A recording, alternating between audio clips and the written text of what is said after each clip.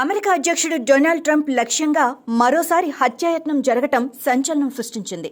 White house సమీపంలోని ఒక ప్రముఖ హోటల్లో జరిగిన కరస్పాండెంట్స్ డిన్నర్ కార్యక్రమంలో గుర్తు తెలియని దుండగుడు కాల్పులకు తెగబడ్డాడు. హోటల్లోని డిన్నర్ హాల్లో కార్యక్రమం జరుగుతుండగా ఒక్కసారిగా భారీ కాల్పుల శబ్దం వినిపించింది. దుండగుడు దాదాపు 5 నుంచి 8 రౌండ్ల వరకు కాల్పులు జరిపినట్లు ప్రాథమిక సమాచారం అందుతోంది. కాల్పుల శబ్దంతో అప్రమత్తమైన సీక్రెట్ సర్వీస్ ఏజెంట్లు వెంటనే ట్రంప్ను చుట్టుముట్టి రక్షణ కల్పించారు. కాల్పులు జరిగిన వెంటనే భద్రతా బలగాలు హోటల్ను తమ ఆధీనంలోకి తీసుకున్నాయి.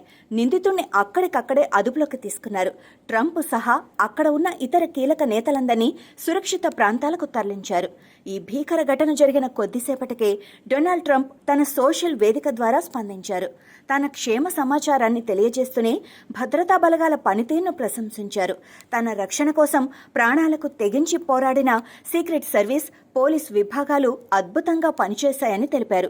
షూటర్ను ఇప్పటికే అదుపులోకి తీసుకోవటం జరిగిందని అన్నారు. అందరూ క్షేమంగా ఉన్నారు అని ట్రంప్ పోస్ట్ చేశారు. ప్రస్తుతం ఆ ప్రాంతమంతా భద్రతా బలగాల పహారాలో ఉందని అన్నారు. కాల్పులకు గల కారణాలేంటి, నిందితుడు ఎవరు అన్న కోణంలో దర్యాప్తు సంస్థలు విచారణ ముమ్మరం చేశాయి. అధ్యక్షుడి భద్రతను మరింత కట్టుదిట్టం చేసినట్లు వైట్ హౌస్ వర్గాలు వెల్లడించాయి.